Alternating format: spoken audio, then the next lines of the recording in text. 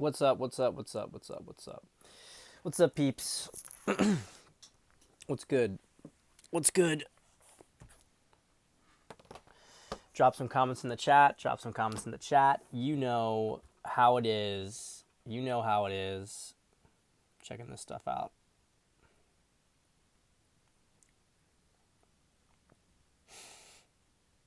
Mm-hmm. Mm-hmm. Drop some comments in the chat if you guys are here. Drop some comments in the chat.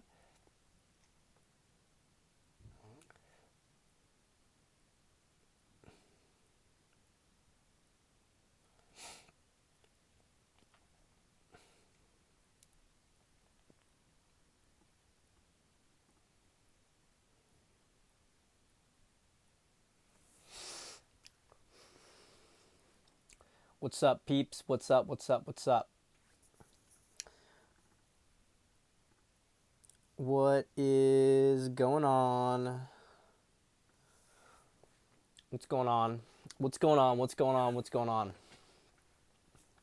Got a fun show tonight. Some big speculation. Gonna have some speculation today. I like speculation. You guys like speculation? You guys want to do some speculating tonight? Let's go share this stuff up, and we'll get going. Thank you, Rudy. I appreciate it, man. I appreciate it.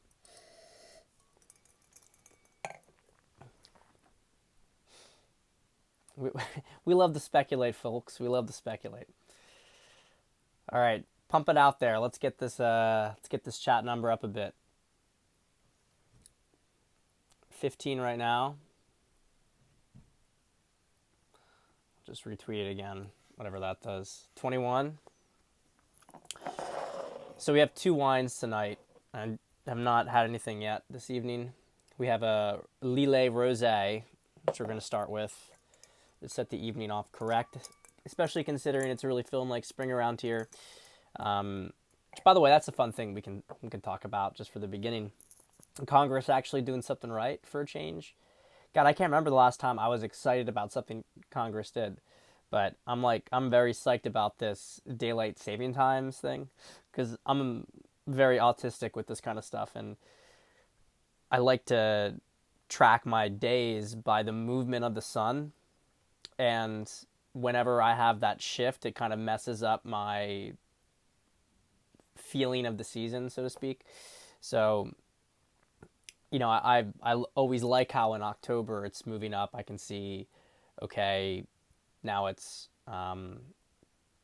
after 7. It's 7:15 a.m. and it's still dark. It just the light just breaks out, and I'm used to this continuing until about 8:15, and then they flip it on me. It goes back to 6:15. Just fucks it up. It's little stuff. It's the little things like this. So I'm very excited. I hope that passes the House, and I can. And actually, to be honest, I'm a little surprised about it because, from what I understand, one of the reasons, and look, you have the practical reasons that they claim, about kids going to school and stuff like that. But from what I understand, one of the big reasons that they even did the clock changes to begin with is because control of time is control of perception, which is control of reality. So it's a way to kind of mess with people and almost like a way to flex about their control over the Matrix. And I've heard that quite a bit. So I was actually a little surprised to hear it. And, there's some people who are saying, well, the real problem is daylight saving times. It should be Eastern Standard. And I just strongly disagree. It doesn't make any sense to me why on earth anybody would do Eastern Standard Time. Because then you have June, it's 4 a.m. and it's light out. I mean, nobody needs that. Nobody needs that stuff. And it would be dark out at like 7:30. So, anyway, whatever. The other wine we have, just to get out of the way, which we'll probably tap into, is just a little bit left in this bottle of South African Pinot Gris. We had a lot of South African whites recently, which is pretty cool. You guys know that South Africa is normally known for their Chenin Blanc and Chenin and Viognier together very often. So had a few of those at St. Patrick's Day party the other day. Very, very good stuff. Very, very good stuff. I don't know. Maybe is it possible that they flagged me on Twitch now? Is it possible that they're not giving out the email notifications? I don't know, guys. I don't know. Anyway, we keep bouncing. No South African boxes. What is that? One of these days, Jeff. One of these days. All right, I'm gonna take a sip and let's get into this. So, the sanctions game is heating up.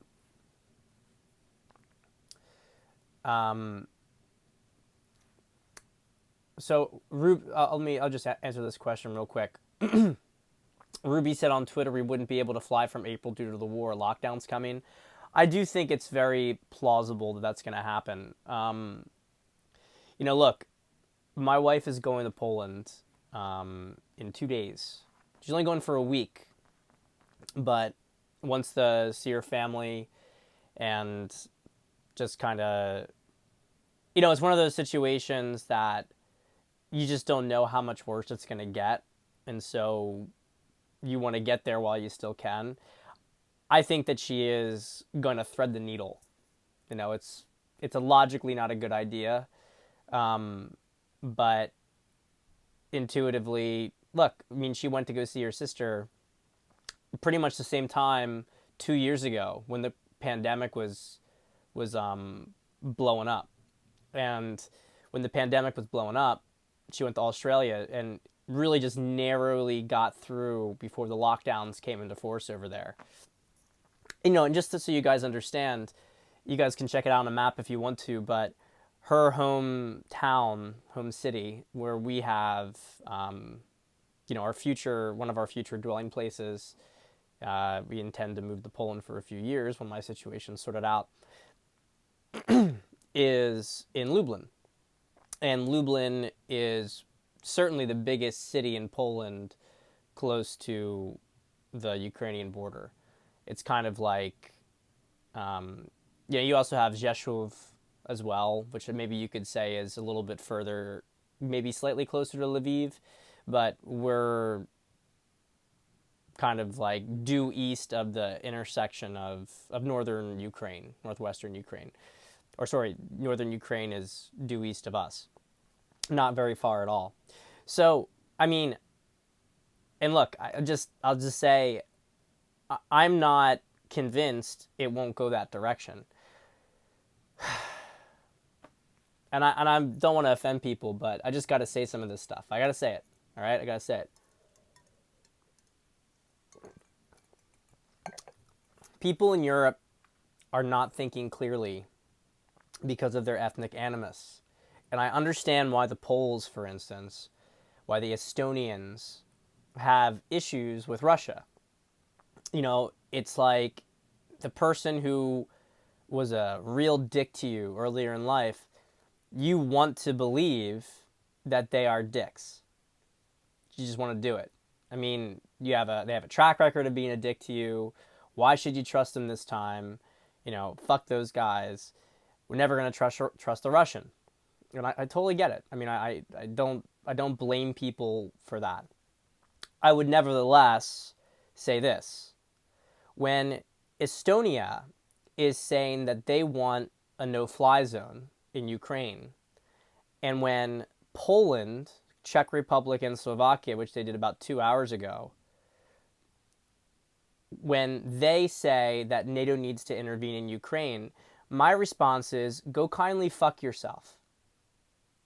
Please go fuck yourself. Because you have absolutely no right to demand anybody else get involved with your ethnic animus. If Estonia wants to go fight Russia, Estonia can go fight Russia. Poland wants to go fight Russia, Poland can go fight Russia. America does not want to fight Russia. Okay? And this is well established. There is no poll, even the biggest slanted poll that they could try to put out there. You've got maybe you maybe got 2/3 of the American public to hate Putin, but you only got 1/3 who's willing to do anything to intervene. Okay? Half the people who hate Putin and don't support the invasion do not support us doing anything about it. America's isolationist sentiment is returning, and guess what? We spend $14 billion to to send to Ukraine, but our whole border is completely open. Oh, we got to, protect the viability of Ukraine's border while America's border isn't open. Look, this may sound flippant to some of you, but the reality is that's what's happened in this country. The fentanyl that killed those or hospitalized those 6 West Point grads, that's the kind of shit that's coming across the border. It's killing people. Okay?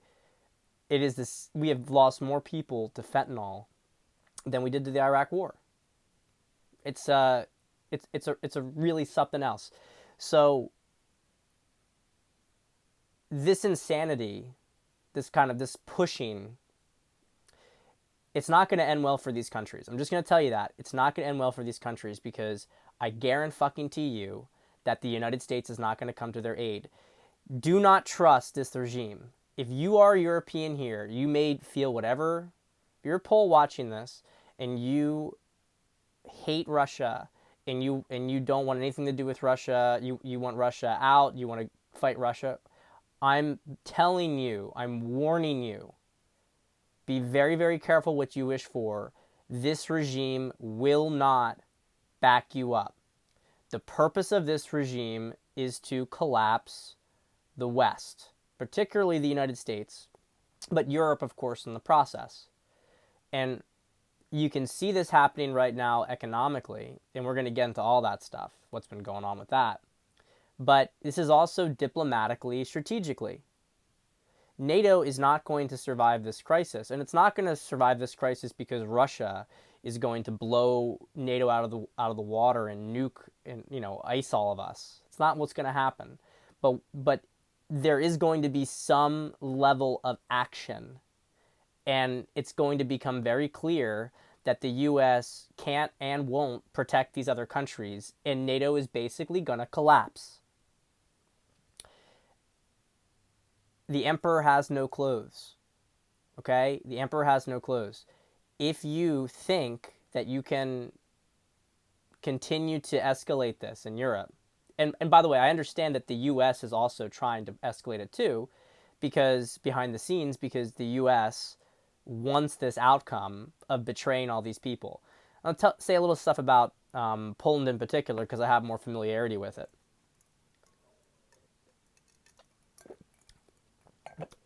The Prime Minister of Poland, Lech Kaczynski, is part of the Law and Justice Party. And look, I supported Law and Justice, and I supported them for the last few elections. And the reason I supported Law and Justice is because Law and Justice was anti-EU. Let's put it that way. Look, I'm actually not anti-Europe. I actually think European Union as a concept is an amazing idea. Of course, as I understand the institution as it is a cabal, corrupt institution. I don't like it. But, Poland has benefited quite a bit from EU money. Okay? Benefited quite a bit from EU money. And it was understandable that for certain periods of time that you'd want a party that was more EU facing, right? But as we got towards 2015, 2016 with the migrant crisis, right? If you guys remember that from Syria, a little dead baby on the beach, but then, everything's all staged and you see what is that girl who oh my God, I don't want to go into this stuff again. It's the old school psyops, right? Back when we were neophytes and we didn't pick up on this stuff quite so immediately. Even then we still picked up on stuff. But this is back in those days. And I supported Law and Justice because they were pushing back against the migrant stuff. And they were a nationalistic party. Now, but here's the problem with Law and Justice is that they're stupid. They're stupid people. I mean, they just are really dumb. They don't know how to govern. They do dumb things like, oh, well, the other party had middle schools, so now we're going to get rid of middle schools, and we're going to go back to there being, kindergarten through grade 8. So, what's the point of all this stuff? What you basically do is you just wasted all the money and time and confuse everybody. They just would do things like that out of spite, right? So the point here is that the Law and Justice Party was oriented philosophically towards what I would like in a political party, but are just really dumb and don't know how to govern, never knew how to govern. And that's why it's been very frustrating for them. Whereas the other party, PO, was corrupt, totally EU captured, but, could actually execute things, get stuff done. And probably in this crisis, you could imagine potentially would have been a voice of reason. But here's the issue.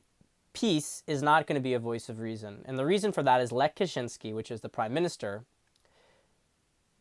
had his brother killed. Okay, let me rephrase those quotes. His brother was killed by the Russians. Now, a lot of people don't understand this. They don't know about this. It's a extremely crazy situation. Crazy thing happened. I mean, you have to put yourself in perspective here for a second. And I'm giving you guys a little bit of, background political history so you can understand some of the animus that directs a lot of the current political thinking in Poland at the moment. So, in 1940, at Katyn Forest, which is a forest west of Smolensk. So after the Molotov-Ribbentrop Pact, the Germans and the Soviets split Poland pretty much 50-50. It was like 55-45. And lots of Poles were sent to Siberia, died, probably 2 million, the communists sent to Siberia.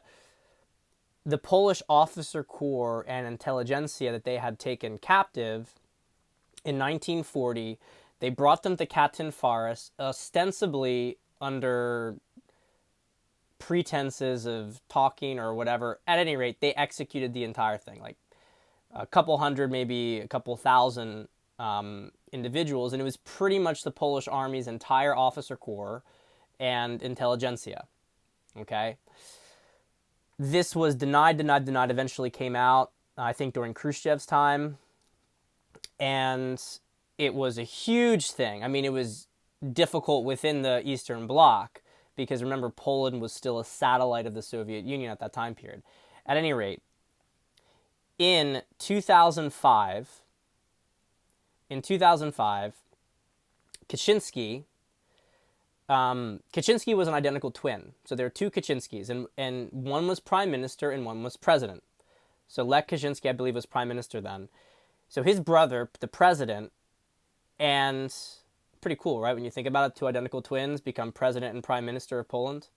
So the Kaczynski twins, so one of the president and the entire Polish cabinet go to Smolensk, Russia, to commemorate the 75th anniversary of the Katyn Forest massacre, and basically to try to restore relations and to put it behind them.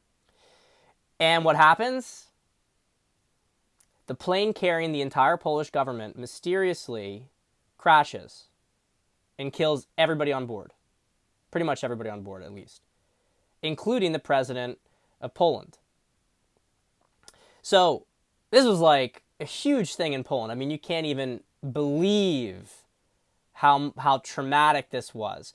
On the 75th anniversary or 65th anniversary, I think, of Katyn Forest massacre, the entire Polish cabinet is once again massacred in Russia. Now, this is the thing. So Kaczynski is fixate on this. And if you go to Poland, there's all sorts of, Law and Justice does big commemorations for this. Don't forget Smolensk. And they tried to bury the whole thing, saying it was a mechanical accident. But it was suspicious. And there's a lot of conspiracy stuff in Polish media talking about this. But here's the thing. And as, ARVP says down below, Russia didn't do this. And it only takes half of a brain cell to understand that Russia wouldn't do this. Because in what world, please, people need to think about this stuff. In what world would Russia invite the entire Polish cabinet to Smolensk to commemorate that event when they're trying to restore relations with them? And Poland has just joined the EU, but this party is anti-EU. Law and Justice, people forget in the early days, it was very anti-German and anti-Russian. It was anti both. I mean, we had just joined the EU, but they were really, really like not good with it, and they were like very resistant. And why would Russia wipe out the entire intelligentsia? Okay, so it obviously was a cabal thing, because in the aftermath of that, it totally pulled Poland away from Russia. There was no reconciliation at that point. And the Nationalist Party itself got co-opted, in the sense that before, it might have been a better balance against both sides, right? Balance Berlin against Russia. But what ended up happening is that it was so pushed away from Russia that it kind of had to accept begrudgingly Berlin, even though they never really liked it, but they couldn't play against it, right? Which is not what you see, by the way, in Hungary or Romania, which you notice right now have been conspicuously silent. Hungary, in particular, has had some issues with the sanctions and has not been particularly outspoken. And I've mentioned this before because they have their own thing with Transcarpathia. And I actually am going to throw out a prediction here that when Ukraine does get dismembered, and I think we're looking at right now, Lukashenko apparently leaked a map, and to be honest, it makes a lot of intuitive sense that we're looking at 4 Ukraines, essentially. That southwestern portion of Transcarpathia is going to be occupied by Hungary as a protective zone, but effectively, just like with the Golan Heights, annexed. And I don't think Russia's going to do anything about it. And it would not shock me if there's already some back-channeled handshake agreement about this. I don't think they're going to take all of Transcarpathia, because the Rusins are their own kind of group of people, and I don't think that's going to happen. But there's a small section, the southwestern corner of Transcarpathia, is almost 100% Hungarian. It was appended to Ukraine much later. So anyway, don't want to get in all the weeds here with this stuff. And Romania, for its part, I don't know if there's something with Moldova going on, but they have been relatively quiet. Not quite as quiet as Hungary. But anyway, the point of this is that Poland has got a real fixation with it, and the Baltics, of course, do too. And this is just not going to end well. It's not going to end well for anybody over there. And I can tell you this. I don't see any indications that Putin wants more than the East Slavic groups. I don't think he wants more than that. He wants Ukraine. He wants Belarus. He wants Kazakhstan, maybe northern Kazakhstan. Maybe, we'll see how that gets negotiated, but expect it in the coming years. Does he want more than that? I don't think so. But there are people in his military who want that. There are people in his military who want to return to 1989 borders, which means goodbye Moldova and the Baltic states. Hey, Kaliningrad's no longer going to be disconnected. And guess what? If 1989 isn't enough, maybe there's some people who want 1945, which means they're going all the way to Germany. I don't think this stuff is likely to happen. But I want to put stuff in perspective here. There are a lot of people, and I was asked some suggestions, or I was asked, where do you go to look at things besides for 107? A really, really great channel called The Duran. It's on YouTube, BitChute, Locals. It's Alexander Mercouris, and God, I forget the other guy's name. He asks really good questions, though.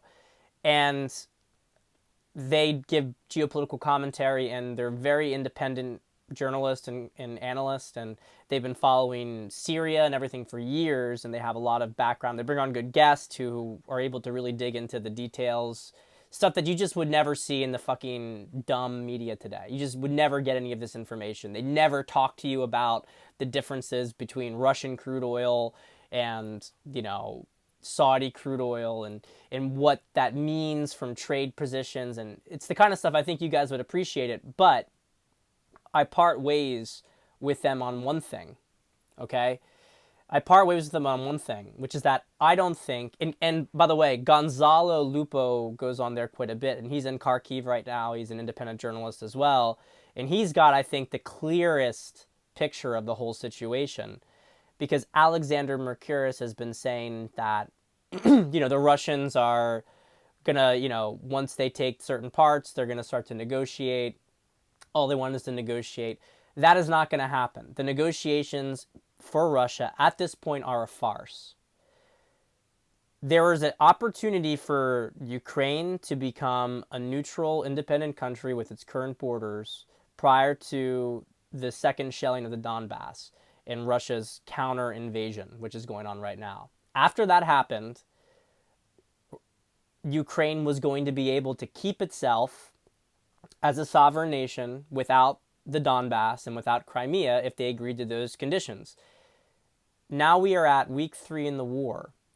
Russia has been experiencing casualties. It's nothing like the stuff in the Western media wants to say, but because they are not taking out a lot of civilians, they are not simply getting the same kind of, they're taking more casualties on their own end. And just to put it in perspective, in the first two and a half weeks of the war in Iraq, we killed 15,000 civilians. 15,000 civilians in 2 weeks. And the Russians killed less than 600. Okay? So if people are like confused, why haven't the Russians advanced so rapidly? Why haven't they? It's because they're not trying to kill civilians. If you want to shell an entire city block that you think a terrorist might be in, then you're fine. Then you can send the troops in later. I mean, in the first Gulf War, we didn't even send the troops in until after we had leveled everything. At least in the second Gulf War, we sent troops in while the airstrikes were going on. So the point here is that Russia has heavily held back because they don't want to destroy Ukraine.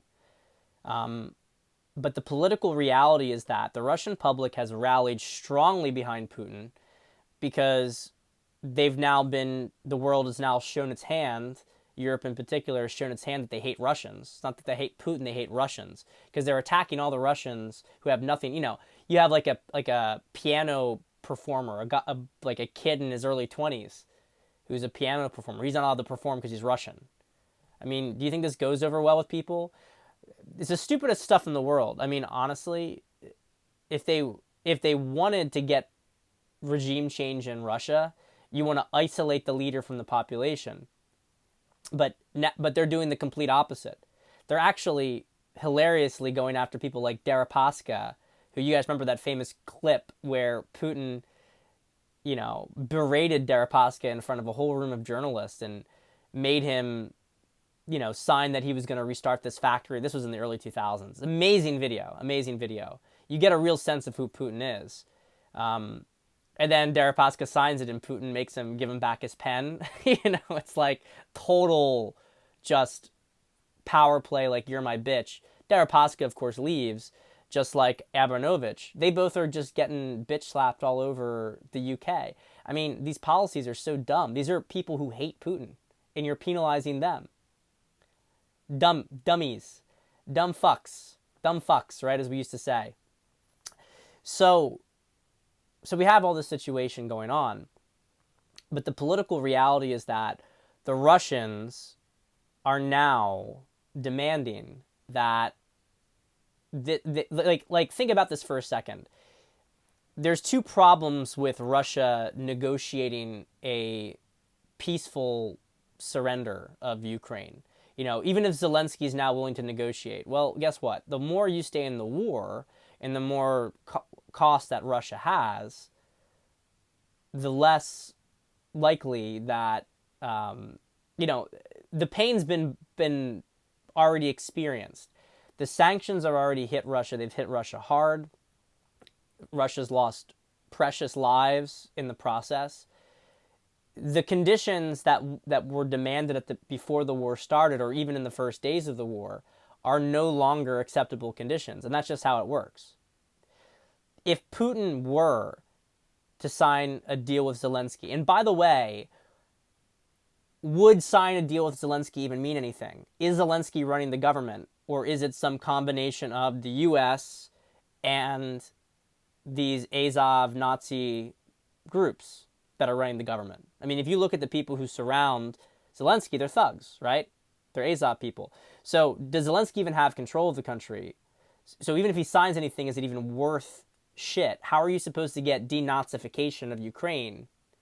What is that? That's a subjective statement. I mean, it's not going to involve Zelensky and this group staying in power. Okay? So even putting aside that logic, you have the second problem here. And the second problem here is that domestically, you're not going to be able to say, okay, yeah, we got all these sanctions, all this stuff got, our central bank had its assets confiscated, but yeah, we're going to allow a neutral, demilitarized Ukraine. No, that's not going to happen. That entire country is going to be taken. I mean, is it going to be formally annexed? Perhaps not initially, but that'll happen within the decade. Don't have to question that. By 2030, 2032, you will see Ukraine, Belarus, and at least northern Kazakhstan, if not all of Kazakhstan, and then possibly, depending on how things go, Georgia, Armenia, and possibly, depending on how things go, the Baltics. And, this could keep going. But right now, what's built in the cake for Putin and his own ambitions is going to be Belarus, Ukraine, and at least northern, if not all of Kazakhstan, by the end of the decade. It's going to happen. And it looks like Ukraine is going to be split into 4 puppet states, which I actually think are pretty logical when you look at it from the Russian perspective. So you'd have one in the east. It's not clear if the DPR and LPR will be part of this eastern one or still separated themselves, but it's going to be, capital will be Kharkov. Then you'll have one in the southwest, which will be capital Odessa. And then you're going to have one in the center, which is going to be capital Kiev, and that'll go as west of Zhytomyr. And then you'll have one in the west, which will be Lviv. And it's going to be those four puppet states, which will all be similar size and population to Belarus, right? Now, maybe a little bit lower, because as we also know, there's already been, I think, 4 million Ukrainians have left for Europe. And that'll probably double by the time this is all over. I think it's realistic to think Ukraine, which had a population of between 35 and 40 million, is going to probably lose a third of its population by the end of this, or at least probably a quarter of its population by the end of this. That would be my guess. You'll probably have about 8 million Ukrainians will leave Ukraine. Now, what's that going to mean for the country? Obviously, I think, to be honest, it's a win-win for Putin, because all these people who have, loudmouths, anti-Russian, they're going to fight. I mean, after this encirclement is finished, and it's already an operational encirclement in the east, and by all accounts, there's minimal ammunition and fuel, and you guys have probably been hearing a lot of the things about the international corps going to, these international units getting sent to Kiev and getting obliterated, basically. They're not being given ammunition. And by the way, that strike in Yaroslav in the west of Lviv, near the Polish border, was almost certainly a NATO training camp. And it would not shock me if they didn't just kill foreign mercenaries, but they actually killed some NATO members. That's being kept in the wraps. Okay, so the point of all this stuff, you're going to have this big population movement out of the country, but most of the people who are, the people who are leaving the country are people who were going to be enemies of Putin's, of Russia, right? And so you're going to get a Ukraine that is going to be mostly ambivalent, and I'm predicting you're not going to see the kind of resistance people think they're going to see. Because when people in Western Ukraine realize the situation's hopeless, most of them are going to get the fuck out, just the way it's going to be. There could be a massive population exodus from Ukraine, but this is a cynical view. But Ukraine will be repopulated with people. The people are valuable, but land can always be repopulated with people. So if these people, and I think that's just the reality of what's going to happen. I do think you will probably in time see some return, but you're not going to see, like, if 8 million leave, only 2 million will come back, right? So that's where it's going in the war. So let's talk about some of the more interesting things, where this whole thing leads. Because Russia is not backing down, but they're also not by themselves. They have an enormous amount of economic support from other countries, and it's seeming increasingly clear that Putin's attack, Russia's attack on Ukraine, was certainly not only planned in every different direction, anticipated, with most of the foreign reserves being moved out, with gold, silver, Bitcoin being accumulated, but also that Russia has its own Instagram launching in April, and already had a replacement payment system through China already built out to replace the credit card systems in the West. Basically, Russia and China have been working together quite a bit in preparation for this stuff. So this begs a very important question. I want to hear your comments in the chat. All right, so guys, drop your comments in the chat. Is China good? Is China good? What do you think is going on in China? Or have my opinion, but I want to hear what you guys think. Is China good? Is China white hat? Is Xi white hat? What's going on here? What do you guys think? What do you guys think?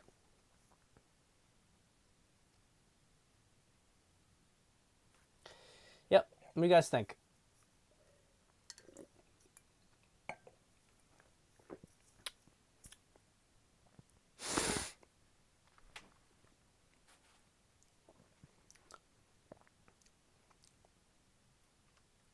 So we got, no, collaborate and rid cabal forever.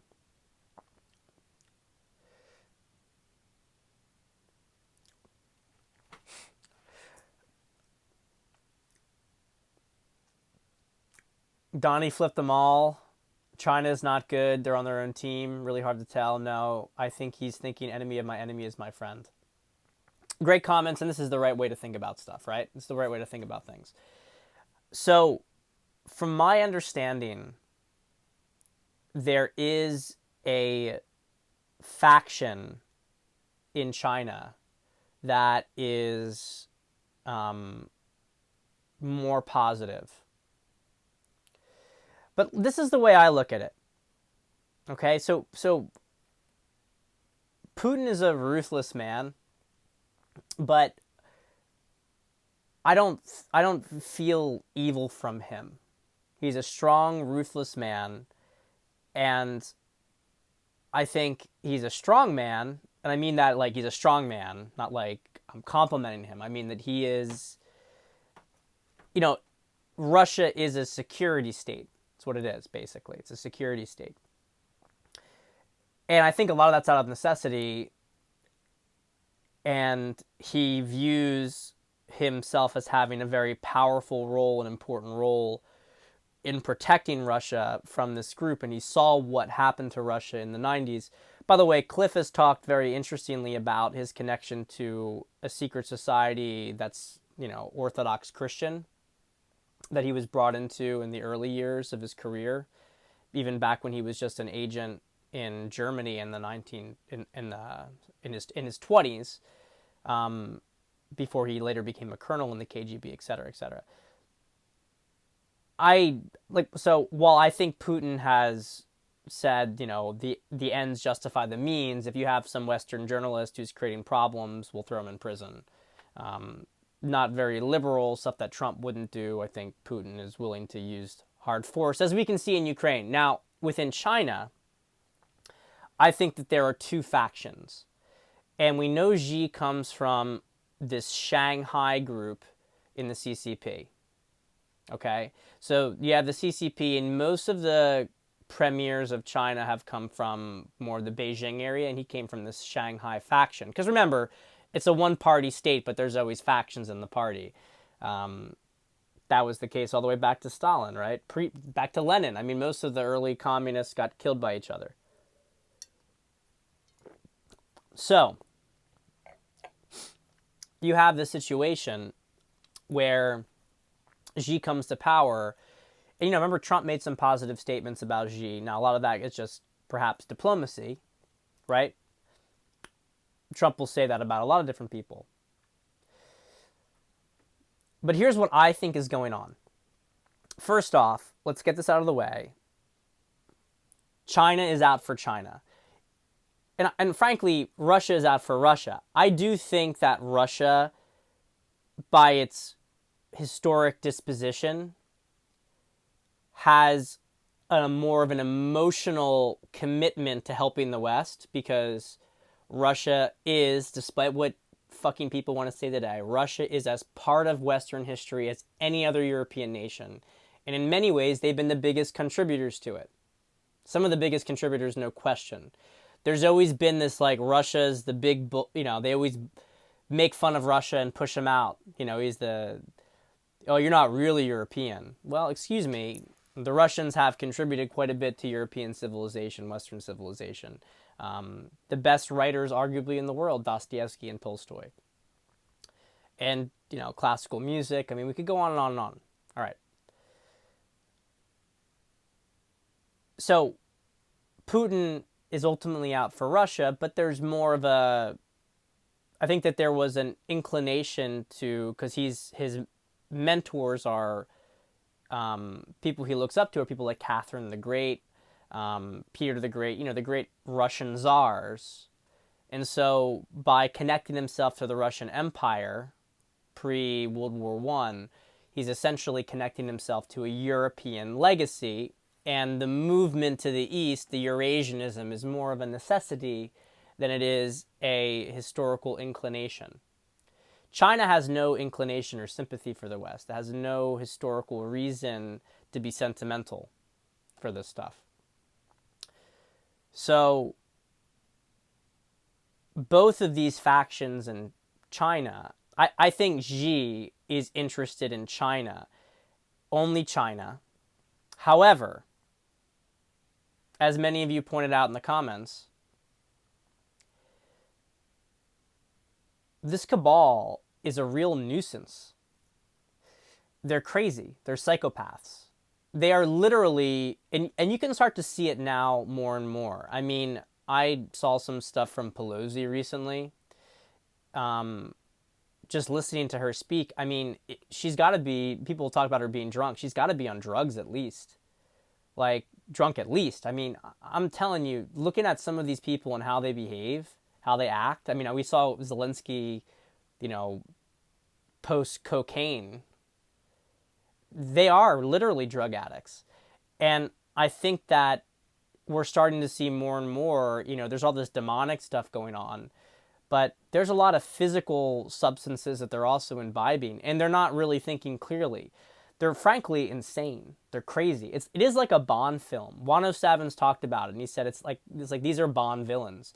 And of course, Bond, the last Bond films revealed this, right, with Spectre, this sort of group that has their little octopus, tentacles and everything in the world. That's what we're looking at right now. And so you have this World Economic Forum, Davos crowd, Anglo crowd, frankly, Anglo-American Empire crowd, that are all trying to create this great reset and crash everything. They obviously had really strong partners in China. But I think this is where we get into the factions. Could it be that Xi and his faction is not interested in this collapse, this elimination of 13 out of 14 people on the planet? Does that mean that he wants to help America? No. However, enemy of your enemy is a friend, And maybe they're not even so much enemies. Let's put it this way. The Anglo-American cabal has created these sort of, the Pax Americana demands these certain borders. And so since the end of World War II, and this is a controversial statement, but I'm just going to say it. Since World War II, we have enforced borders around the world as we saw fit that are simply not in accordance with necessarily what the reality on the ground should be. And we've influenced this, and we've influenced it against other major countries in the world. There hasn't been a sense of it is bullying if you come right down to it. So you could talk about this from the standpoint of Ukraine, Russia. I won't get into that. That's a subjective position. You can look at it from the perspective of Taiwan, China. Again, it's a subjective position. But if you are China and Russia, and you are in this post either World War II or post Cold War environment, I guess in the case of China, it's going to be post Communist Revolution, right? Because or Maoist takeover of mainland China and the movement of the nationalists of Taiwan, that there is this, because I will have to just make this historical point. Taiwan, the Formosans were a separate people. They are a separate people. In the aftermath of the fight between the nationalist and the communist Chinese, and the nationalists losing, the remnants of the nationalists moved to Taiwan. And so Taiwan became 50% over time, maybe, let's say, Chinese. And of course, I think now it's more and more merging together. But just to make that historical point that Taiwan was an island owned by Japan, it wasn't Japanese, but it was its own kind of people. So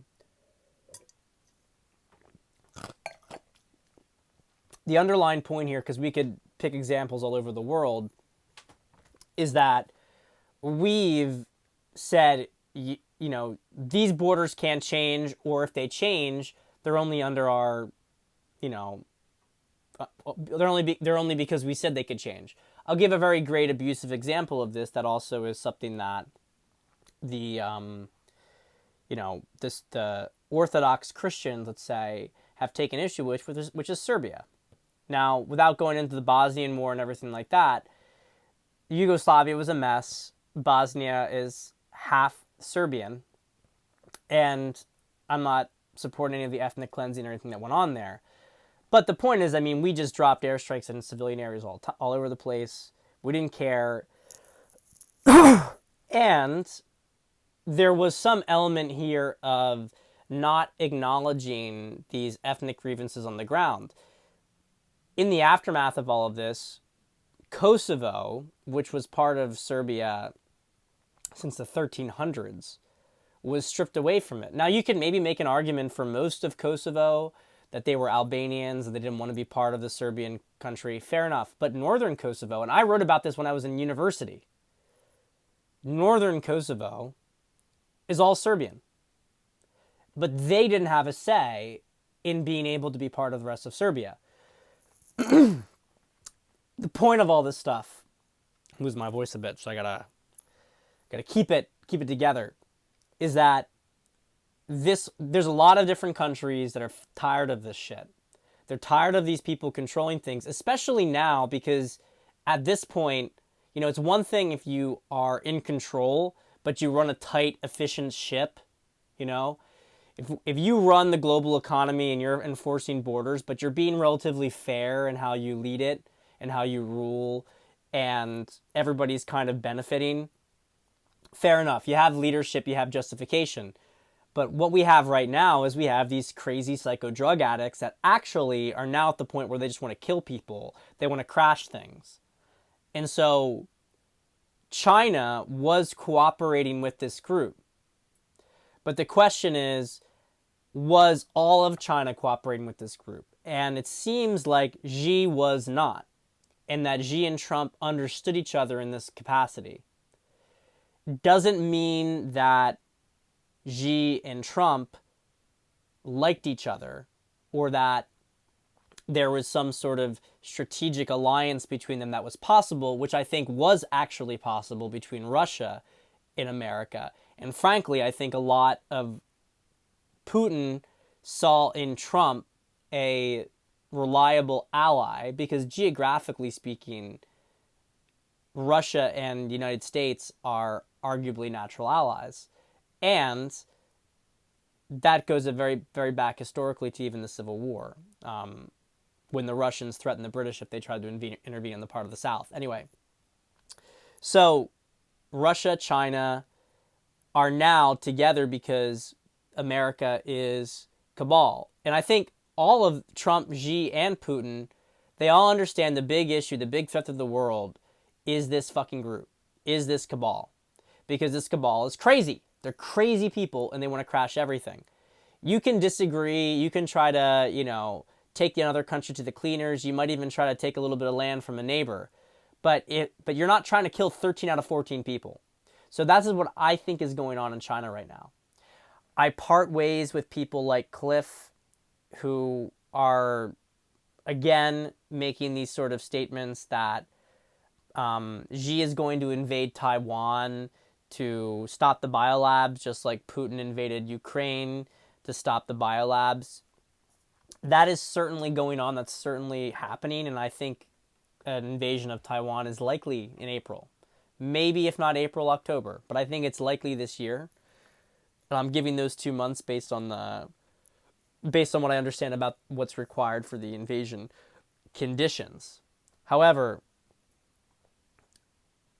we can't lose sight of the fact that just because these individuals have it out for the cabal and want to get rid of the cabal, it doesn't mean that they don't have ancillary national objectives as well.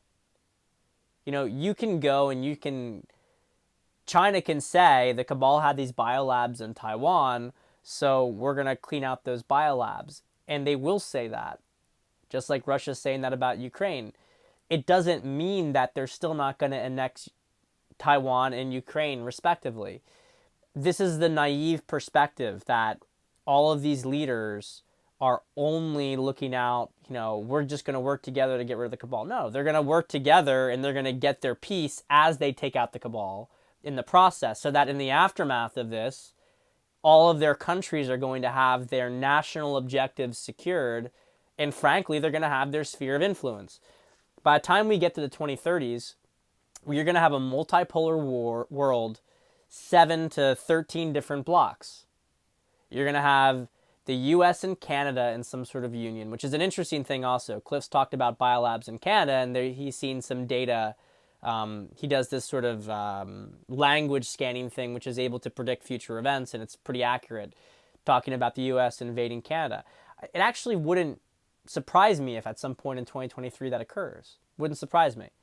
I do think that there is a natural union between the US and Canada with Greenland coming in the aftermath of all of this.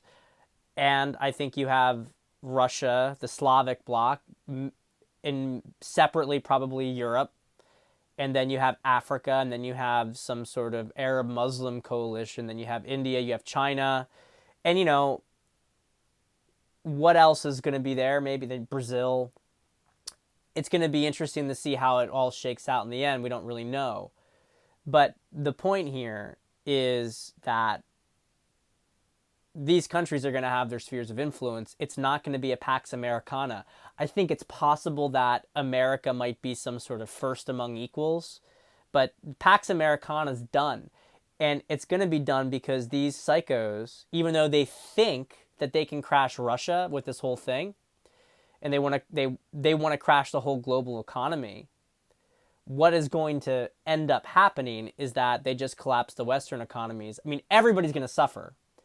China's economy is going to collapse. Russia's going to, have its problems. But at the end of the day, it's the West that's going to suffer the most. And that's what's happening right now. And they're all using it for their own purposes because they know this whole financial system is a mess. I mean, China's now already saying that they're stopping production of certain things. Oh, they have to shut down stuff due to COVID. It's all an excuse. We've been talking about China for months, about China having all sorts of economic problems. They're going to use this stuff as a pretense for it. And you better bet in the aftermath of that, they invade Taiwan for domestic support.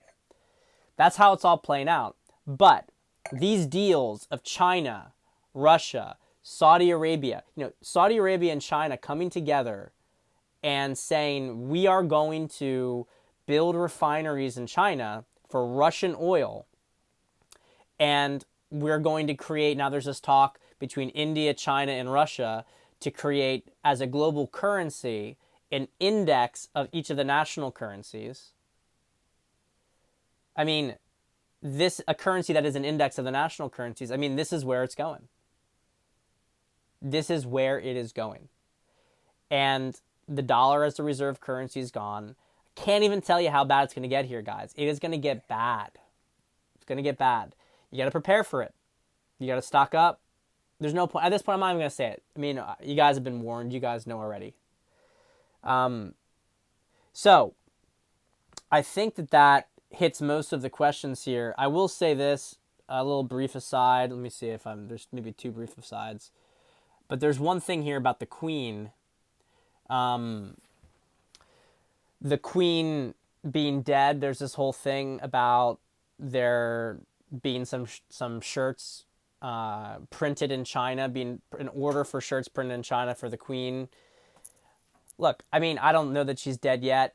My sense, and I was talking to a guy about this, but he actually is the one who proposed this, but I would agree with it, is that it's a card that the Cabal has to play to distract people. If you look at the Illuminati card game, they can use a card certain times. I think the Queen's death is a card they can play. And they will do it. It's inevitable after the Jubilee. But, so yeah, that's what I think is going to happen. So let me go through some of these questions here, and you guys can keep dropping them. ARVP, though, please elaborate on what you mean by the children. What do you mean by that?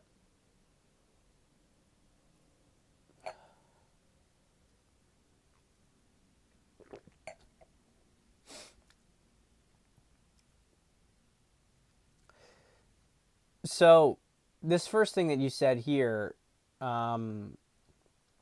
evidently Putin said that he beat the New World Order. My wife saw it, but I haven't seen anywhere did it get pulled. So, I don't know if it was it. There was a couple of videos going around, and they were fakes. They were fakes. So, it was probably a fake. I think it was probably a fake, is my guess. Daylight Savings Bill passed. Very excellent. Excellent, excellent, excellent. Run 3 of the Large Hadron Collider. Well, that's going to be interesting to see what happens. I mean, they were talking about how this was going to usher in, they were going to start it up again, and I've heard that this is supposed to usher in the Antichrist. So I guess we'll see. Maybe Trump's going to step through that portal. We're going to find out.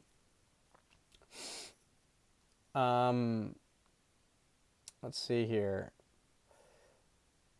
Remember when that Malaysian Airlines plane got shot down over Ukraine and media said Russia did it? Yep. I do remember that.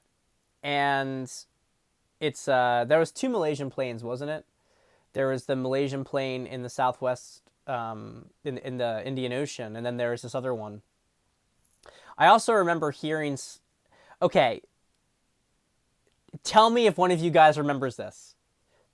That the Malaysian Airlines plane that had crashed in the Indian Ocean, that there was... Somebody had some image of it landing. It was either Ukraine or Kazakhstan, but I think it was Ukraine, and that it had landed there. And it was at some location. Someone had tracked it down. That got scrubbed really quickly, though. If any of you guys remember that, please drop it in the comments. Because, I mean, God, it's such a memory hole kind of thing. So, Jose, is O'Savin legit? He made predictions last year that didn't pan out. Well, he did.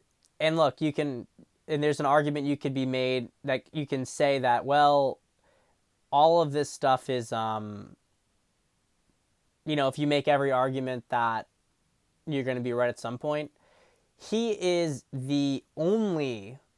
truther, the only truther who said that, and he said this about a week and a half before the inauguration, he said that Biden would be inaugurated and that they were going to let Biden get inaugurated. And he was the only one who said it, and it was like a total meltdown of people in the truther communities when they heard that.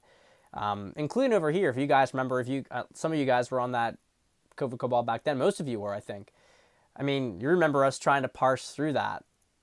It was a mess. I mean, I have to acknowledge, I did have a bit of a psychological breakdown privately for about 24 hours.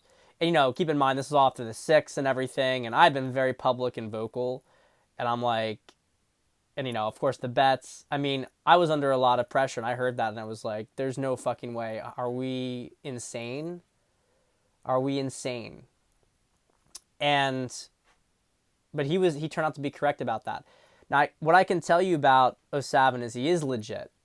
And I really believe that. I really strongly believe it. Is everything that he's saying always paying out to be correct? No, it's not. And it's not because I think that situations on the ground change. But he presents a very accurate, informed, he's an intelligent person. He's not someone repeating, stuff on like Charlie Ward, who will take something from a message board and then repurpose it and then say this is something that's actually happening rather than just hearsay from somebody else. Juan is in intelligence services. I think he is a contractor for naval intelligence, but I think he works with a lot of he's part of a private intelligence group that does a lot of contracting work for intelligence agencies. He's very keyed in. He's in Mar-a-Lago a lot. He's traveling around the country a lot. He's very in the know.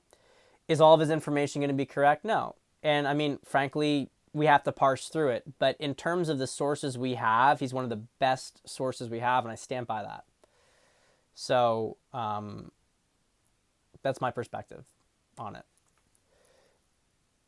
I actually got his book, but I haven't read it yet. Kid by the Side of the Road. By the way, before I get to the other questions, but just keep dropping them down here. I do want to say this because this is something Juan brought up recently that I think is interesting for people to know. Tina Peters of Mesa County, Colorado. She was one of the few county clerks who imaged the Dominion voting systems before and after Dominion maintenance. And I think it was February, March of 2021. And then presented that stuff, brought to the Cyber Symposium. What she was able to show was that Dominion had changed the computers, the software, they to kind of cover their tracks to what they did during the election. As of this past week, she was arrested by the feds. She got 4 felonies. They threw her in prison. And the intent of this seems quite clear, which is because she's running for Secretary of State of Colorado, the intent of this seems pretty clear, which is to damage her optics, because the person who she's running against, whose name is Pam Anderson, right? Pam Anderson without the tits, from what I understand, worked for basically Facebook, and so you can understand where this is going. Totally embedded with the theft system. So they're trying to really punish her, and it's pretty messed up. Apparently she's a Gold Star mom. Her son was a Navy SEAL. He was killed in combat, and they trampled on all of you get like the soldier who died in combat. You get his locker with his personal possessions and his flag on his coffin, and the feds just knocked it all over the place, and it's pretty brutal stuff. But anyway, they threw her in prison, gave her a $500,000 bond, and really trying to wreck her life. Try to make an example out of her, like they've done with a lot of us.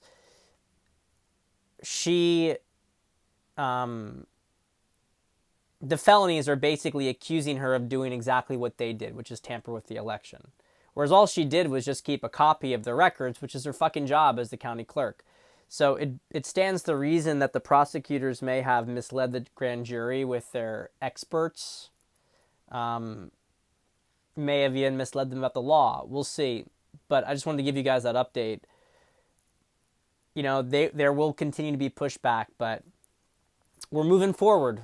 We are moving forward. Believe me, you. And as things get worse in this country, I mean, what Cliff has been saying, and I think he's totally right to say this, is that when inflation gets to a certain point, people are just going to stop.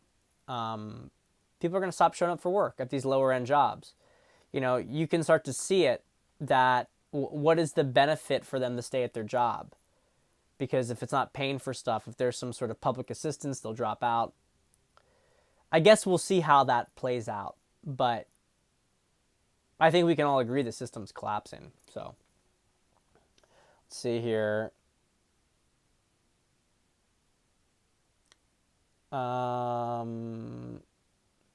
Yeah. Besides intuition and discernment, how do you know who is legit these days? Well, you don't. And that's actually part of the spiritual test. I'm happy to say that I feel like we've gotten a lot better. I mean, we used to listen to some pretty crazy shit. I feel like we've dropped a lot of the crazy psychics in people. We've dropped a lot of the grifters with bad intel, Simon Parks and stuff like that. We're starting to get a pretty legit crew, and we're using our own thinking as well more and more. We're starting to realize ourselves what's bullshit and what isn't. And that is really what's necessary. I mean, I don't hate the grifters or anything like that. The grifters helped us to figure out how to think critically. If it wasn't for the grifters, if it wasn't for the LARPers, we wouldn't know what's real from fake. I mean, just even this last week, they did, as usual, a big push, like, oh my God, they're going to reveal all this stuff. I took it with a grain of salt. I give myself credit. I mean, I was a little bit hopeful, but mostly at this point, whenever you see like March 11th, people at the CDC are going to demand the vaccine stuff gets released. I mean, as usual, whenever there's hype, it's never true. It's kind of like trading in the stock market in a certain sense, Traders, really good traders, learn to counter-signal the market. We're learning to counter-signal the information market. It's when nothing's happening that big things are happening. And it's when all this sort of like chatter, this is going to happen, this is going to happen, this is going to happen. That's, usually that's when you want to hold back a bit. Like, there's a lot of people who did not believe that 2/22/22 was going to actually be something. And then it was something. So then everybody's like, okay, March 11th is going to be something big. And it wasn't. It's just how it keeps going. We get better and better. We're not perfect, but we get better as time goes on. All right. Let's see here. Yeah, Jeff, as you were saying, the mercs have been trying to go home. Ukraine has taken their passports and sent them back to battle zones with no weapons or equipment. Yeah, it's literally like enemy at the gates kind of stuff. Like, if they even get a rifle, they get like one magazine, and it's just, they're psychos. Honestly, they're psychos. I actually didn't believe it to the same degree. Like, when he was saying they were Nazis, I'm like, well, they are maybe LARPing the symbolism and stuff, but they're level-headed. No, they literally are acting like Nazis. It's crazy. It's crazy. It's no retreat. No retreat. Go, comrade. Wild stuff. All right, let's keep going here. Yeah, Petro, Yuan.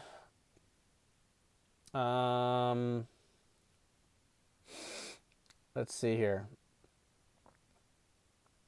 So some comments here about the Chinese elders.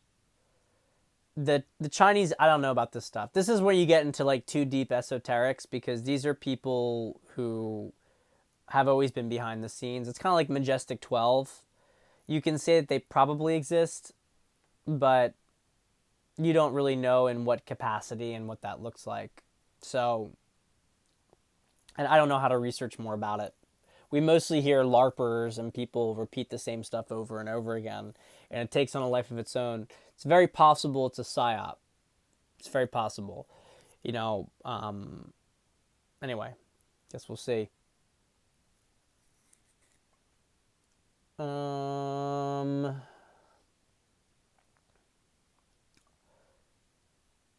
Deltas have been interesting lately. ARVP dropped some of those deltas so that bring them to our attention because I don't follow that stuff as much. Pelosi, Kamali, Joe are all coming off adrenochrome. They're jacked up bad. Yeah. Well, Pelosi said recently that Congress and everybody is, I won't talk about it. But you can kind of think where I'm going with that stuff. There's some interesting stuff that was released recently about, where they claim their own position is with that whole situation. Let's see here. Electronics will soar through the roof. Yep. Okay, Antarctica. I don't want to go too much into Antarctica because that's such a huge thing. I'm gonna have to crack a bottle of wine to go through all that stuff. I mean, that's a wild. If you guys want me to have another glass and go into Antarctica, I'll go into Antarctica. I'm gonna go through the other comments first, and we'll see. If you want it, I'll go into it. Did we save the rest of them from dumbs? LOL, or was that just part of the nonsense related to Q? So, I think a lot of it was nonsense, but I do think that there has been clearing of bunkers going on. I don't think it's entirely nonsense. Let's put it that way. It's just, let's put it this way. A lot of that stuff was predicated on the fact that the cabal, white hats, were totally in control, literally. And this is actually something I want to bring up. This is a good thing to bring up. Okay? Good thing to bring up. So, when people say patriots are in control, white hats are in control, this is coming from the perspective of the light is going to win. And you could say that over the course of this big chess game, that some of these people aren't going to make it, right? You could say that over the course of this big chess game that we're experiencing right now, that we have the upper hand. In the end, we will prevail. And by the way, in a chess game, sometimes you sacrifice a queen, but you get a couple more pawns across the other side, you get more queens, right? There's a lot of sacrifices in these big chess games. People, and look, to be fair, some of us in the beginning, although we've really moved on for a long time from this stuff, have taken this too literally to believe that when patriots are in control, it means that they control everything. And that's just not the way it is. It's just simply not the way it is. There is no question that Biden and these people are not white hats. I'm sorry, I can't get behind this stuff. And I was listening to even Patriot Patel, who I think is pretty level-headed, and Cliff talking about the possibility of Pence and Barr being like white hats working with Trump. I don't buy this stuff. I'm sorry, I don't buy it. I don't buy it. You can know someone's going to betray you and still use them. I think that's what Trump has done. It doesn't mean that they were working with you because they serve your purposes. You can bring somebody in who's going to act exactly as you expect they're going to act, and you can use them in that way. And the great thing about that is that they think they're fooling you. They think they are fooling you. Whereas the whole time you know what they're about, but you give them a chance, you let them do it. That is much more congruent, much more in alignment than this other stuff. If you start to get to the point where, and look, I admit personal bias in this, but I really, in terms of feeling this out, if you get to the point when you start to believe that people like Trump would sell out huge parts of the country and allow terrible things, plan for bad things to happen to the country, then, we don't have white hats. Like, this is what people don't get. It's like, oh, like, the white hats are in control. The white hats are, like, letting the entire country collapse to, like, wake people up. Oh, they're letting, like, millions of people die to wake people up. Sorry, at what point are the white hats just controllers? And if that's your perspective on things, at what point do they become controllers? The good guys are not nothing, but they were, and less so are, but they were outgunned. They did not have the high ground. They had to plan stuff for a very, very long period of time. And they had to build alliances behind the scene. And they had to work from almost a guerrilla level at the beginning. We were the guerrilla fighters at the beginning of this stuff. And only now are we starting to really raise an army. This was God raising an army. This is not something that was like, oh yeah, we're just gonna, kill half the population, and then we'll reveal everything. That's not how it works. This is like children's thinking. I believe that Trump suspected these people of being bad. He may have had his hands tied. It was difficult to bring all the people you'd want in, because if you maybe attack too directly, then you create problems down the line. Better to bait them in. Better to bring your enemies in and then let them destroy themselves. That's a very different thing than you creating a plan to destroy, yourself, destroy your own people. I don't personally believe it. You can disagree. But those of us who were here, you guys remember, end of 2020, early 2021, us talking on this show. You guys who were here at that time remember us talking about Pence and being like, this guy doesn't have energy that is coherent with what we're trying to do. We didn't feel it. I don't believe this like hyper kind of logic. I do think that there are double agents. When you're going on Fox and you're trashing Trump, sorry, it's not going to happen. And by the way, when it comes to Pence, we already know from Jonathan McGreevy about the stuff with him and teenage boys is true. So we have corroboration from completely different sources. Which, by the way, where's Dr. Jonathan McGreevy these days? But he's around there someplace. So let's see here. By the way, I think I figured out something. Before I get the other questions, I think I figured out what we're going to have. I think you guys are going to like this. I have some Ukrainian cognac. So I think I'm going to have some Ukrainian cognac. For the record, for you guys who don't know the geography of it, Ukraine is not obviously a good place to make wine, although you could maybe make it in Crimea. In Russia, they make it in Krasnodar, which is east of Crimea, and there's actually some pretty decent stuff there. But in Ukraine, it's made west of Odessa. So you can imagine, we talked about Moldova being a really good place for making wine. Like that whole area just to the east of the Dnieper River and south, right?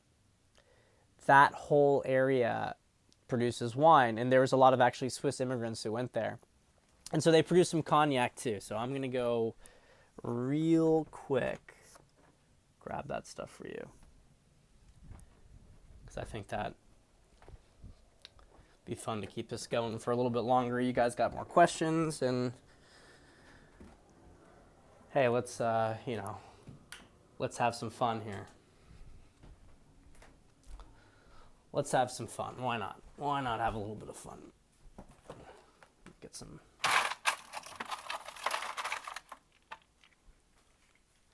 I do have to tell you though, I don't usually have any of this stuff. I forgot about it for years, in fact. But my father-in-law gave it to me. He had a Ukrainian friend, and they did some business together. And he brought him a bottle of this stuff years ago.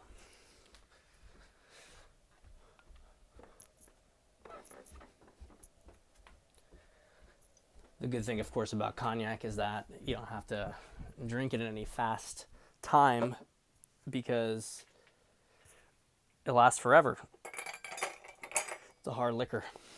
All right, let's see here. I'm going to show you guys this. So this is the bottle right here. It's all backwards.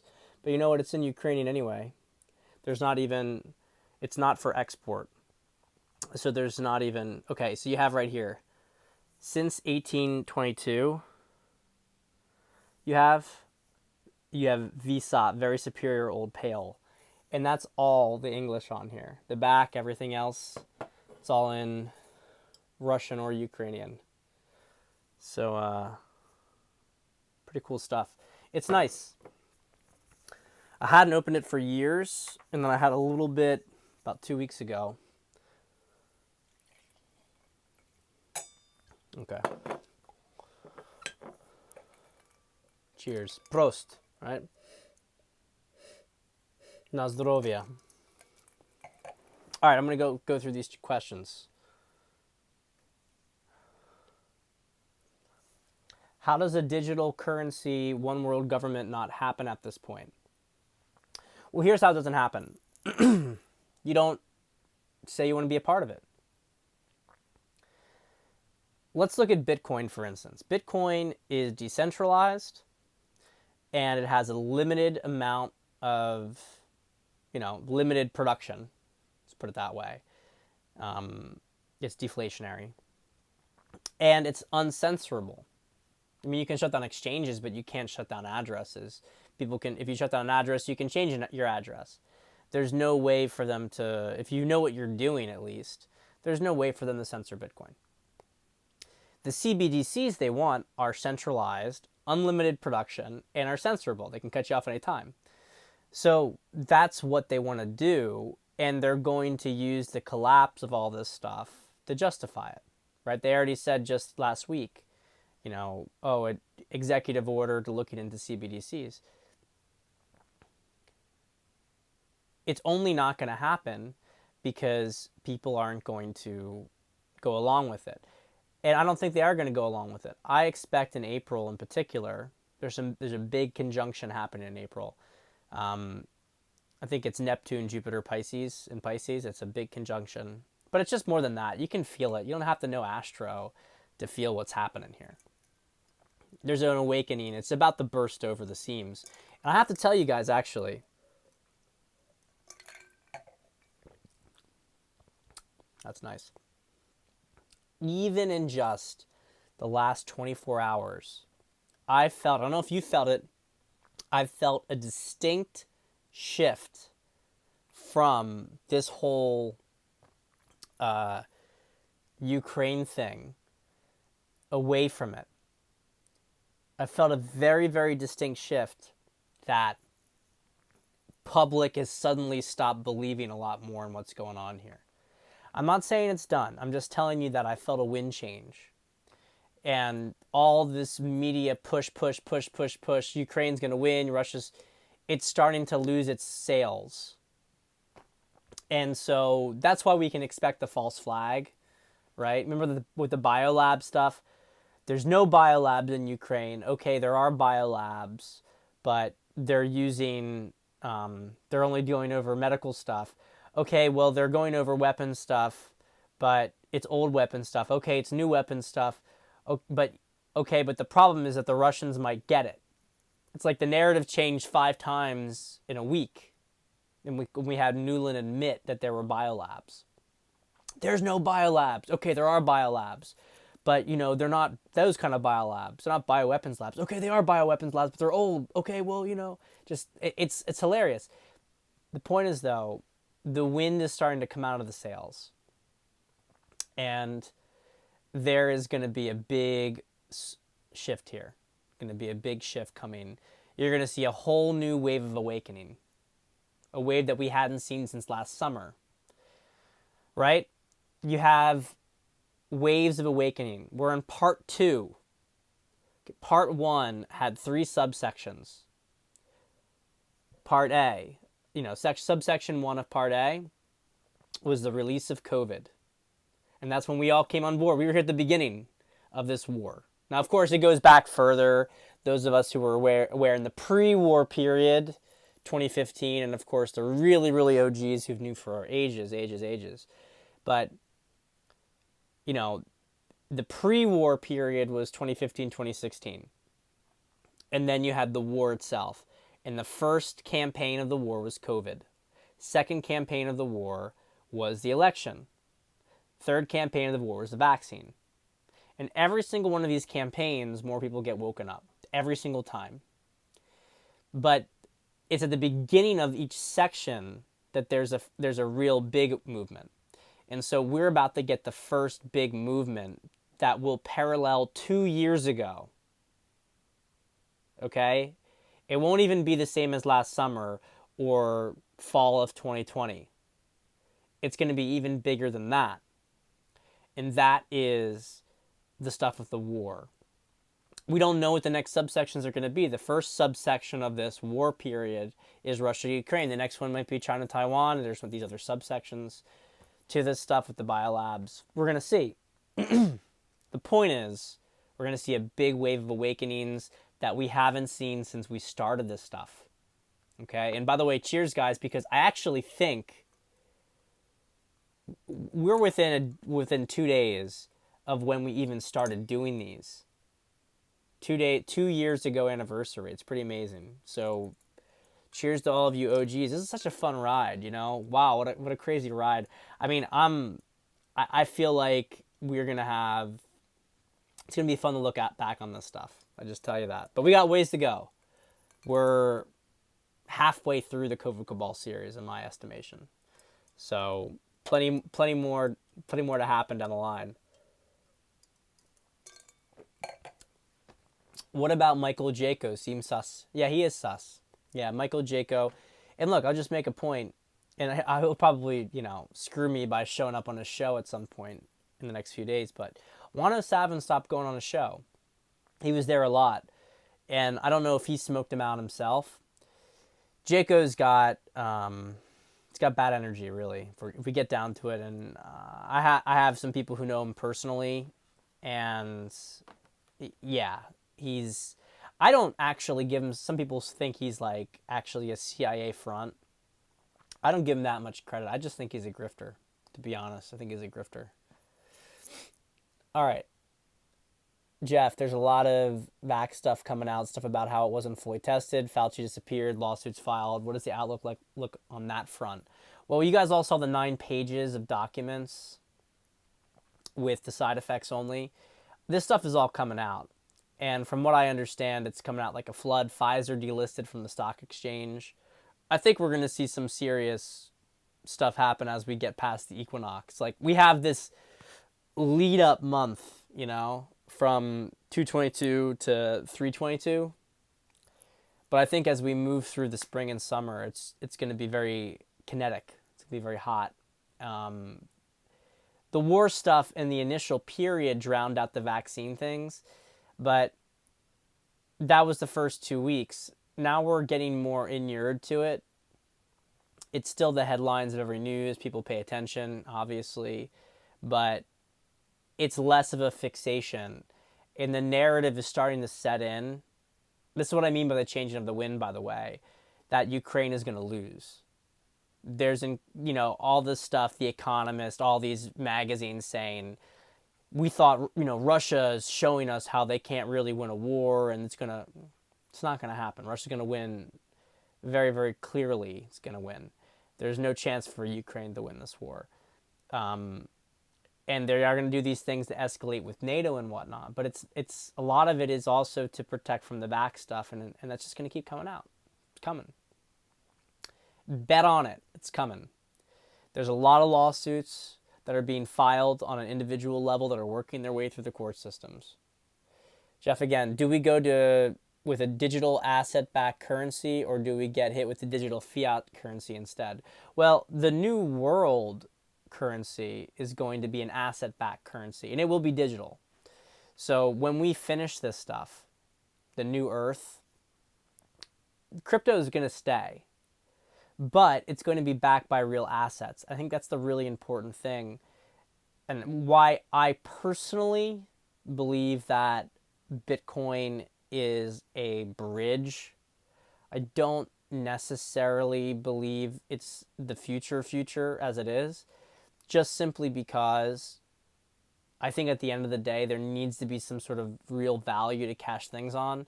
Um, Maybe I'm a boomer, but it's the perfect off ramp. I'm big on it. I'm bullish on it, but I I don't know, and maybe not. Maybe it's going to be part of. Maybe it's going to be considered its own asset. It's going to be part of a couple different things. It's totally possible that that's how it goes. But I know for a fact that a major part of the future new earth financial system is going to be commodity backed digital currencies. Bet anything on that. Oil, gold, maybe even, agricultural products, but it's going to be real things. It's going to be a combination of them. That is what is going to be the basis of future currencies, and it will be digital. The digital fiat currency is the CBDCs, and that's not going to happen for us, but they will try it. And I think the resistance will start because after the focus on Russia abates, they're going to focus it back again inward like they did in Canada. And look, don't be stupid. Expect, or at least prepare, to have your account frozen. They're going to start freezing a lot of people's accounts before this whole thing ends. I bet you anything about it. People are going to feel it. It's not going to be a couple fringe random individuals. It's going to be fairly widespread. Like Tucker Carlson's going to have his bank account frozen. Kind of shit. Let's keep going. Charlie Ward, yeah. Charlie Ward just getting fatter and fatter. Unpopular opinion, but I still think Austin Steinbart is in some way involved. Well, look, I actually think Austin Steinbart was MK Ultra'd. And I don't think that he was making stuff up. I actually believe him. I think he was MK Ultra'd. He acts like it. Majestic 12 said that Austin Steinbart was a client of Majestic 6, or like he was being used by Majestic 6. No idea what that fucking means, which individual that is, how it's relevant, whether that was, what the purpose was. But I agree, Austin Steinbart wasn't a LARPer, and there was some weird stuff. I mean, there was weird stuff. There was spooky stuff going on with him, which is why we focused on it, because we could see that there was spooky stuff going on. That was a real rabbit hole. I mean, honestly, that was making me lose my mind. Like, I feel like I was losing my mind when I was looking at that stuff. 2 years ago now, looking at that shit. Holy crap. Getting nostalgic. All right. We got the crack of the bottles. Yeah, I got the box. Vela's box is calm, blah, blah, blah. Yeah, we'll get that, Jeff. We'll get it. We'll see if we get to Antarctica. I'm answering all sorts of other questions. Well, we got cut off from the history of the Cabal. You wound up never going past Lincoln and the Civil War. I mean, going through the whole history of the Cabal is a really in-depth process. And I might have to just dedicate a full show to the history of the Cabal. I know I've talked about it before. Maybe next week I'll do a dedicated show to the history of Cabal. I have more free time next week because my wife's going to be in Poland. So, guys' night out. I can probably do a few more shows, and we can do some background shows. And that might be fun, just to have that explicit focus.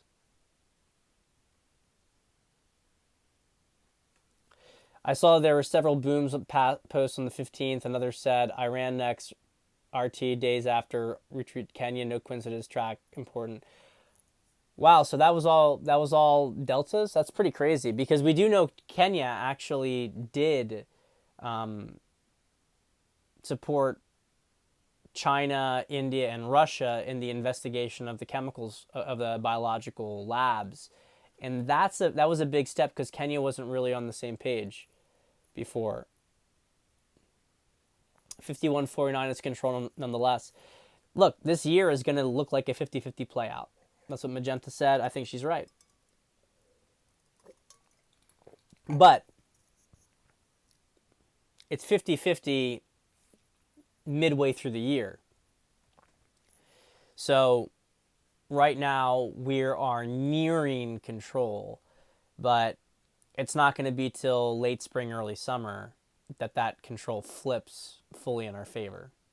It's my perspective on the situation. Being fully in our favor, that we're going to have the advantage. And it's not going to feel like we are really in control until we get to 2023 or late 2022. Jesus knew Judas would betray him. He still used him. Absolutely perfect comment, Jeff. It's the same stuff. It's the exact same stuff. So, Pat, not sure if you agree, but seen a lot of attention harvesting in the media lately, such as Pete Davidson and Tom Brady. Yeah, I think it's I think that there's a lot of distraction stuff that's going on. The Pete Davidson thing, I wrote about this on my dating list, about it being a psyop. Just the usual kind of stuff. But Kanye's interesting, I think it was you, Elvis, who mentioned it to me, but that Kanye sold his soul to, make it big, and the cost of that was his mother. And then he regretted it, and he spent his entire life going against that, wrestling with the fact that he had made that decision and hating the people who made him do it. It sounds on the surface far-fetched, but I actually totally buy it. And it's this whole thing where he's like trying to get his soul back. And that's why he's like melting down and trying to rebel against it. But I don't know. From what I understand, if you make a deal like that, it's tough to get it back. But he's trying. And that's why he's a difficult person to say one way or another, because it's kind of like he wants to be good, but he is constantly under the leash. He's like a bad dog for the cabal. Like they keep beating him and doing what they can, and they own him. They got the leash on him, but he'll bite them, and that's the reality of the situation. He bites the hand that feeds, but he's still fed from that group, and not much you can do about it. So, my father did not do business in Ukraine. Just kidding. He was working for Burisma. Yeah, he was working for Burisma, and he loved the hookers. He loved the hookers. Hey, frankly, probably the best thing that comes out of Ukraine are probably the women, No, I'm just joking, Ukrainians. I'm just joking. I'm sure that, it's actually a very wealthy country in resources. Could be a great place. Although, Eastern European women are obviously a strong asset, and unfortunately they're exporting all of them right now. A bunch of you clowns who don't deserve it, right? It's actually pretty tragic when you think about it. I just want to make this little comment, just how fucked up it is. These Ukrainian guys are not allowed to leave the country. They conscript them and throw them into meat grinders. And all these women are leaving. And there was an 18-year-old Ukrainian girl who was gang raped by other migrants from other countries in Germany just the other day. It's not that they're all going to go that route, but it's just a tragedy. This is more of a dating relationship observation, but it just fucked up. The guys go and they get slaughtered, and the women get taken by a bunch of fucking dorks. A lot of these women are whatever. I won't get into it. But it's my father-in-law who's Polish, and this was back in the 90s, like right after the fall of the Soviet Union. I'll tell you real quick, a funny story. funny family story.